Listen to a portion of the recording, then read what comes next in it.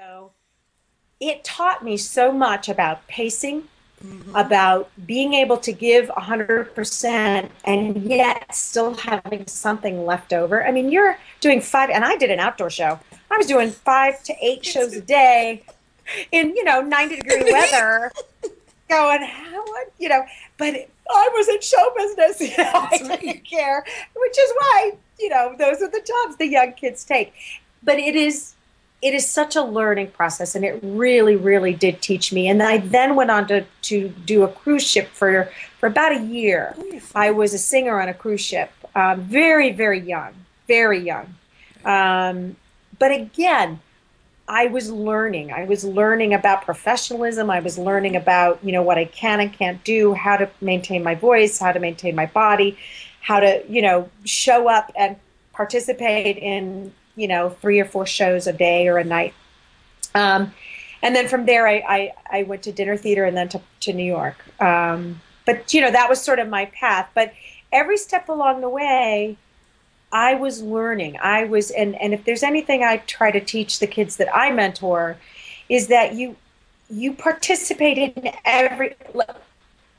I used to go in, and one of my very first professional equity jobs was with a cast of just unbelievable people. I couldn't believe the people I was performing with. And so I would sit in rehearsal if they would let me and watch. I mean, I was a voyeur I watched everything I could, because that's how I ended up learning. Because by the time I got to New York, I was working pretty steadily as I was working my way up, and didn't really have time to take a lot of classes. I was doing this, working a day job and then doing shows at night, not paid very well, but, doing it and learning. And that's how I would learn, is I would watch what other people did. And I'd pick and choose. I'd say, well, that's the kind of actor I want to be. Right. I want to be the prepared actor. I want to be the respected actor. I want to be the one that's got it going on. That's not what I want to be. I don't want to be the one where they have to go, Okay, that's my husband. He just walked in. We'll cut that part out. Well, I'm in my dining room, so you know what I mean? So you can see my reflection, but there you go. Can you still see me? Okay. Yeah, I can see you, but I can't see him. He does the editing anyway, so it doesn't matter.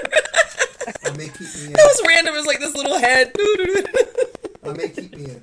He said he might keep himself in. Anyway. just to be like, hey. That's the producer now walking behind us. But, so I wanted to ask as well, too, what was one of the hardest shows that you did in New York on Broadway? And why was it your hardest show, as far as a challenge, whatever that challenge might have been? And what did you learn from doing that show and from moving through that challenge? Gosh, I'm trying to think. Yeah, I get some really good questions, and everybody's like, "Oh, which show?" And then they start going through all these shows that they've done and all these amazing people that they worked with. And so, if you want to tell your story, you tell it the way you want to. I have to say, probably one of the hardest shows I did was Cats. Yeah. And you may think, the role I played was Grisabella, and of course everybody was like, really? You're on stage for 16 minutes. How hard can it be? But that was what made it hard. Mm-hmm. And first of all, no matter what happens, the people around, and I did the show for 2.5 years, the people around you are working their little kitty heinies off. Exactly. And I'd kind of tiptoe through in my little heels and my fur coat and, don't touch me, I'm not sweating, and we would joke about it, obviously. But as time kind of went by, there does sort of start to come this like, well, you don't really do anything. You go out and you sing one song. And what people don't understand, roles like that. Mm-hmm. It's what a director told me one time. He said, it doesn't matter how much you have to do on stage. You could have one line, but you better go out and blow the house down with that one line. And you better not forget it, and you better have it, right. And it always stuck in my head. And he was talking about me as a chorus person. Look, there's a lead that's got 3,000 lines. They've got them down. It's your turn, and you mess it up, mm-hmm. You better not. Right. You better have it. It may be one line, but it's important. But it kind of flipped around with Grizz, because Grizz has one chance. This is true. And if she blows that song, which is Memory, for those of you who may or may not know, everybody hates her. Exactly. That's And true. not only that, but everybody hates you, and everybody hates the show, and everybody, in other words, here's these people working so hard all through the show, just dancing and creating. And then I come out, and, it is the song that It is. people want to hear. Yep. And if I blow that, Yeah. I've let down everybody. I've let down the audience. I've let down my fellow performers. So, and it wasn't one of those roles. Like, I did Evita, and I found Ava to be easier than Grisabella because I was on stage. I was warmed up. I was go, go, go, go. I mean, it was doon, doon, doon. No time to let down. Right. Just go, go, go, go, go. With Grizz, you had to find a place where you could go off stage and not drive yourself crazy by just being like, I'm ready, I'm ready, I'm ready. Wow. Go off stage. And then you had to build that back up. And every entrance of hers was this heightened sort of atmosphere of, everybody hates me, think I'll go eat worms kind of thing. But, Right. you had to maintain this character. You had to come on stage and be right there. Wow. And it was a challenge, and it was probably scarier than anything I had to do, because I was like, wait, this really, and it really all came down to one note, which wasn't even the hardest note to sing, but it was touch me. Mm-hmm. If you don't nail that and make that carry just this world of hurt and Yes. world of want and need and the whole character, then you didn't do your job. Right. I was about to say, then that was it. Then everybody would go home and say, Cats was horrible. It was, I didn't really, and I mean, how horrible is that to, and I'm not saying I was responsible for the dancing was so phenomenal. I was always amazed when I got to watch it. Right. But it didn't help if I didn't sort of deliver the one song that everybody knew and wanted to hear. So I mean, I know that's kind of a weird, why that was a hard role. And you're very separate from everybody else, which mirrors your on-stage time. Right. Where every time you come on stage, everybody runs away. That's right. So when you come into work, you're on stage with everybody for like 5 minutes, the opening number. And then you go off stage, and you never see them again until you're on stage, and then they run away. You're like, guys, hey. So basically, you really had to be strong, You right? have to walk off stage going, they do like me. They do like me. I mean, it can be really funny. Roles like that can be really funny. Wow. People start to buy into the roles you play. Right. Well, I Ava think that's- I Perón, think the that's great. dictator from, this crazy dictator that, everybody would sort of start to scoot around you like, oh, don't get in her way. She's, Right.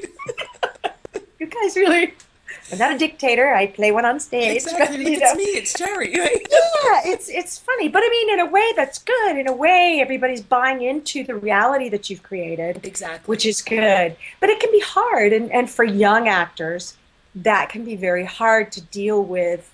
It's not all sunshine and lollipops. And especially happen to play, Right. were kind of these sort of negative, kind of downer things. And you really got to learn to, and I tell this to again, my mentees, I say to them, the best, what's the best advice you can give me? And I'm like, the best advice I can give you when you go to New York is you better know who you are, because for the rest of your life, everyone's going to tell you who you are. Wow. And if you believe them, you'll lose yourself. And if you believe them, everybody has a different opinion. So if you start taking in, not to say that you don't listen to what people say, Right. and especially the people that are, the teachers, the real teachers, but, casting directors, oh, no, that's not you. You're not that. Well, really? And then, or no, you can't do that. I thought I could.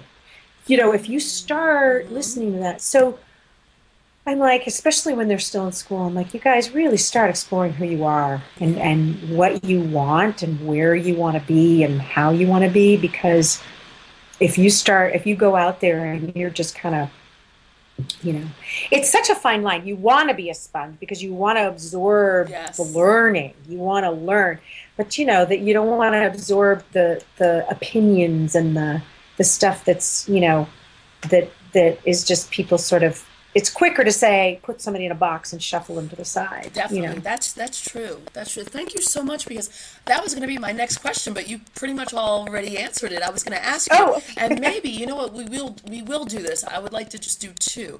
Can you give us two other pieces of advice other than the one that was the most important? I think you have to love what you do, have a passion for it, know who you are. But can you give us two other pieces of advice to those that are up and coming in our business of show, as to the stage, and not just the Broadway stage, but beyond? You know, I mean, I know you do cruise ships, you do, and I'm going to ask you a question about that in a minute, about your musicianship as well too. But could you give us two pieces of advice? My the biggest piece of advice, and you can probably break it down into 5 or 6 pieces of advice. And it goes not just for singers, it goes for dancers, it goes for actors. And it's this. This is your instrument. This is it. Yeah. You have got to treat it with respect. You've got to treat it with care. Because unlike a violinist, you can't buy a new one. That's right. This is it. And you would never see a violinist leave their violin in the rain, or hit it up against something, or soak it with alcohol and leave it to dry, which you know, can be taken a couple of ways. But you know what I'm saying? Yes. You see them lovingly shining the surface, and you know, and you see the patina on the, like on a violin, especially violinist, any instrument, you'll see the wear from where they've been, but always it's taken care of, you know. And because we live in our instrument all the time. And I'm not saying don't have fun, you know, I not at all. Right. I mean, and as you're younger, you can bounce back from a lot of fun. That's right. And when I say abuse, I don't mean just, you know, kind of the obvious things, but just even late nights, early mornings, not drinking water, not feeding your, you know, food is fuel. That's right. This is what gets you going. Yes, we all need to, because our business is such about what we look like, and, you know, but you can't abuse it to the point of break. Yep. Because sometimes they can't be fixed. And so if there's anything I would say to always hold in the back of your head is, I am my instrument. And I can only produce as well as I continue to take care of this instrument. And as you get older, you know, obviously older performers, they get it, because as you get older, you realize, wow, I can't do that. That's right. That's right. How many times a week? 8 shows a week? Ooh. Yeah. But it can be done, you know. You just really, and the best thing for young performance is to really get that and know that this is the instrument that I will have the rest of my life. I don't get a second one. Right. I don't get to shop for a new voice. I don't get to shop for a new. We're not cats, right? We don't have 9 lives. Yeah. So that's my first advice. My second advice is really more of a technical thing, and it actually deals with more about singers, but also people who speak, because that instrument is the same. No matter what you do, your vocal cords are the same. Right. And I would suggest doing, a lot of colleges are doing this now. They're getting kids are going in and getting laryngoscopes. In other words, they are taking pictures of the kids' vocal cords to kind of get a litmus, like a baseline for this is my healthy voice. And great. I've seen pictures, and they're so different. I mean, you would see some of these vocal cords and think, oh, how do they sing? But that's their baseline health. Wow. That is where they are. And I say this from experience. I say this because I went through a time where I had some problems, and I actually had an operation on my vocal cords, which is the worst thing that can ever happen. And not the worst thing that can ever happen, but it's a very hard thing, and sometimes you don't get better. But they didn't know what it was, and they had nothing to tell. So I tell, again, all my mentees, I'm like, look, do this now, get this baseline, and then you have this reference point. for the rest of your life. And I know it's very technical. It's very kind of like just go out and spend the money and do this. No, but that's and great. a lot of it's covered by insurance, But that's great because they need to know. We need to know. I wish there was, money available with our union where we could provide this service for our professionals, because so much of this, if they don't have a reference, you go in and they're like, whoa, you're really sick. And well, I feel okay. Right. Well, no. This is not a healthy cord. And yet I've seen pictures and I've asked doctors. I just did something down at Vanderbilt Voice Clinic here in Nashville, Tennessee at Vanderbilt University. And it was a big vocal sort of meeting where all these teachers and coaches and doctors and therapists and surgeons, and they all came together and just sort of gave each other all this information. And I was very lucky to be part of the board, the panel as a performer.